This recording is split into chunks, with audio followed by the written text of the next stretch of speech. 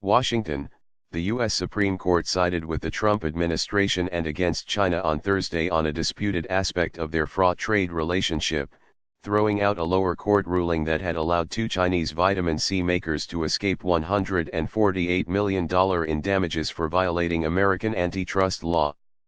In a case that brought the trade conflict between the world trademark's two largest economies before the top U.S. court, the justices ruled 9-0 that the lower court gave too much deference to Chinese government filings in the case explaining China trademark's regulatory policy.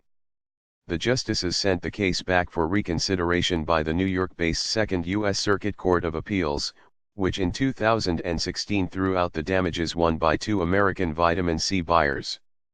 Writing for the court, Justice Ruth Bader Ginsburg wrote that while U.S. courts should give a respectful consideration to a foreign government trademark's interpretation of its own law, they are not bound to accord conclusive effect to the foreign government trademark's statements.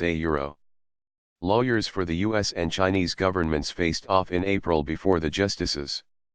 The Supreme Court took the unusual step of letting China present arguments even though it is not an official party in the case, a privilege typically reserved for the U.S. Justice Department.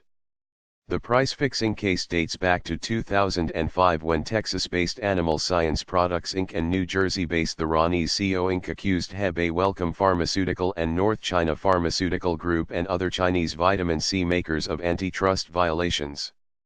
China intervened in the case, asking the trial court to dismiss the allegations in part because its laws had forced Chinese companies to comply with government-mandated pricing regimes.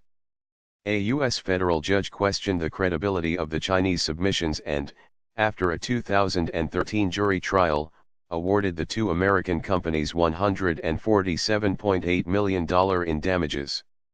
The New York-based Second U.S. Circuit Court of Appeals overturned the judgment in 2016, saying that when a foreign government directly participates in a case, American courts are obligated to defer to that country's trademark's characterization of its own laws.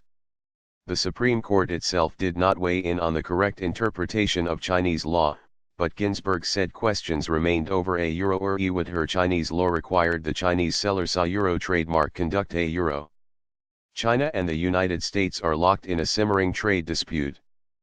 President Donald Trump has accused China of unfair trade practices and threatened to impose tariffs on up to $150 billion in Chinese goods over allegations of intellectual property theft. China has warned of retaliation.